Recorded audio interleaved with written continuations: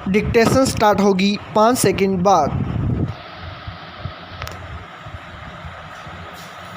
Yes, सक्षम राष्ट्र वही कहलाते हैं, जो हर स्तर पर खुद को ताकतवर बना लेते हैं, चाहे वह अर्थव्यवस्था हो, प्रतिरक्षा या फिर आंतरिक सुरक्षा का मोर्चा। दुनिया के विकासशील देशों को इन स्तरों पर खुद को तैयार करने में खासी मशक्कत करते देखा जाता है। तेजी से बढ़ती अर्थव्यवस्था वाले देशों के सामने मुश्किलें कुछ अधिक होती हैं, क्योंकि अंतर्राष्ट्रीय बाजार में अपनी पैठ बना चुके और निरंतर विस्तारवादी रणनीति पर कायम रहने वाले विकसित देश उन्हें अस्थिर करने की चालें भी चलते रहते हैं। भारत उन देशों में अग्रणी है। उसे न सिर्फ आंतरिक सुरक्षा के मोर्चे पर, बल्कि सीमाओं पर भी निरंतर संघर्ष करते रहना पड़ता है। इसका बड़ा हिस्सा समुद्र से घिरा है, इसलिए समुद्री सीमा पर भी इसे उतनी ही मुस्तैदी बरतनी होती है, जितनी जमीनी सीमाओं पर। समुद्री सीमा में उसे मुख्य रूप से पाकिस्तान और चीन की सामरिक रणनीति पर नज़र रखनी पड़ती है, पर अब श्रीलंका की तरफ से भी खतरे बढ़ते जा रहे हैं। ऐसे में समुद्री क्षेत्र में सामरिक शक्ति बढ़ाने की दरकार पहले से कहीं अधिक बढ़ गई है। इसी के मद्देनज़र रक्षा मंत्रालय ने देश के स्तर पर ही उच्च क्षमता वाली 6 पनडुब्बियां बनाने के 43,000 करोड़ रुपए के प्रस्ताव को मंजूरी दे दी है। उम्मीद की जा रही है कि इससे आने वाले सालों में समुद्री सुरक्षा को लेकर कुछ निश्चिंत हुआ जा सकता है।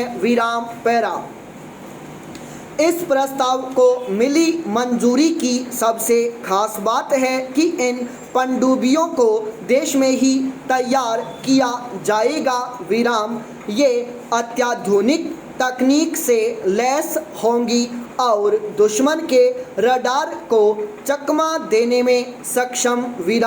भारत सरकार काफ़ी समय से कोशिश कर रही है कि रक्षा सामग्री का अधिक से अधिक निर्माण और उत्पादन देश के स्तर पर ही हो।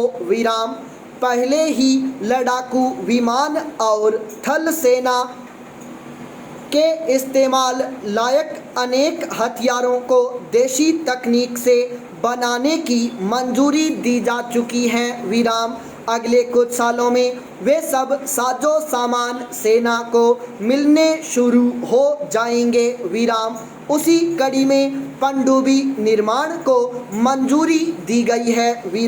इससे एक तो विदेशी रक्षा उपकरण बनाने वाली कंपनियों पर से निर्भरता कम होगी, और अगर भारत ने रक्षा सामग्री निर्माण में अपनी क्षमता विकसित कर ली, तो वह दूसरे देशों को भी अत्याधुनिक तकनीक से लैस हथियार वगैरह बेच सकता है।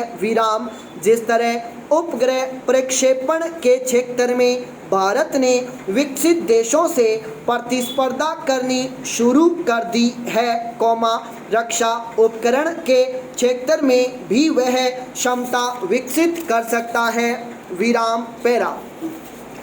इसके अलावा भारत को इस समय सबसे बड़ा खतरा चीन की विस्तारवादी नीति से है। वह न सिर्फ अपने से लगी सीमा पर भारत को चुनौती देता रहता है, बल्कि उसके पड़ोसी देशों को भी अपने पक्ष में करके उसे परेशान करने की कोशिश करता देखा जाता है।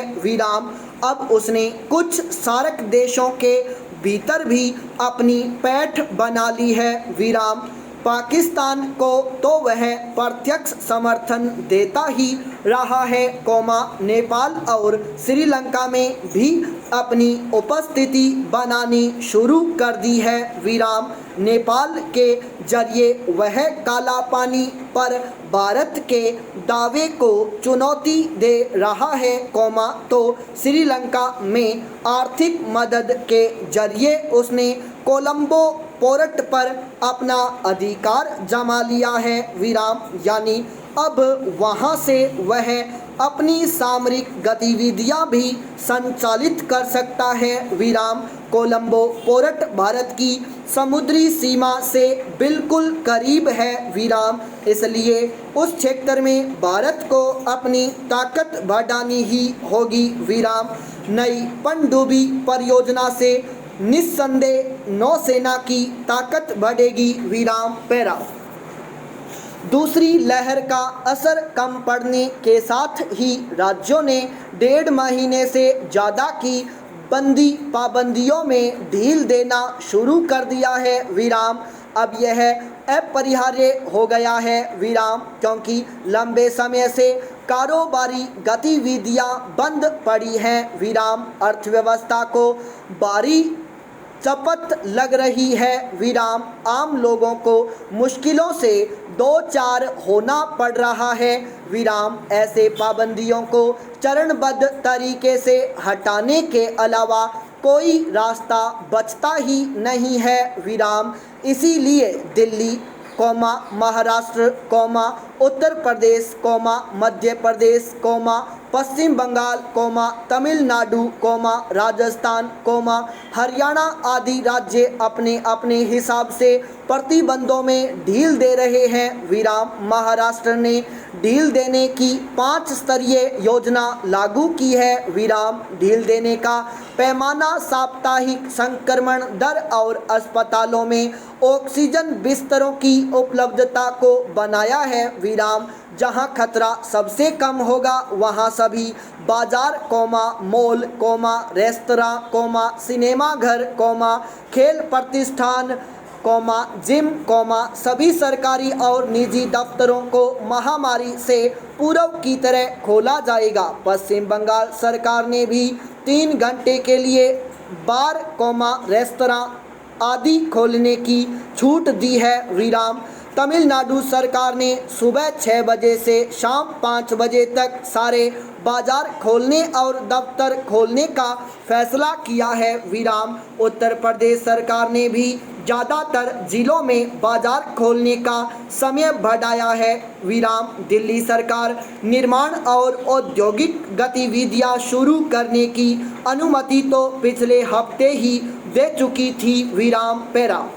सच तो यह है कि महामारी का खतरा कहीं से कम नहीं पड़ा है, अभी सिर्फ असर कम हुआ है, राहत की बात इतनी ही है कि संक्रमण की दर कम हुई है, मरीजों के स्वस्थ होने की दर भी 95% से ऊपर है, मौतों के आंकड़े भी नीचे आ रहे हैं, ऐसे में सावधानी के साथ काम धंधे फिर से शुरू करने में कोई हर्ज नहीं, इससे तो हालात सामान्य बनाने में मदद ही मिलेगी, बंदी और पाबंदियों से सबसे ज़्यादा मुश्किल रोज़ाना कमाने खाने वाले तबके को हो रही है, इनमें दिहाड़ी मजदूरों से लेकर रेहड़ी पटरी लगाने वाले तक हैं, छोटे मोटे कारोबारी हैं, बंदी की सबसे ज़्यादा मार इसी तबके पर पड़ी है, 1 करोड़ से ज़्यादा लोग बेरोजगार हो गए, एक मोटा अनुमान यह है कि इस बार 1.5 महीने की बंदी से देश को 15 लाख करोड़ रुपए का नुकसान हुआ है, पैरा। मौजूदा हालात में फूंक फूंक कर ही कदम उठाने की ज़रूरत है, एक साथ सारी गतिविधियों को खोल देने फिर से बड़ा जोखिम पैदा हो सकता है विराम। इसलिए हर जगह के हालात को देखते हुए ही ढील देना उचित होगा विराम। गौरतलब है कि इस बार दिल्ली सरकार ने 50% क्षमता के साथ मेट्रो चलाने की छूट दी है विराम। मॉल और बाजार सम विषम आधार पर खुलेंगे ताकि बाजारों में भीड़ न बढ़े विराम। राज्यों के सामने अब दोहरी चुनौती है विराम।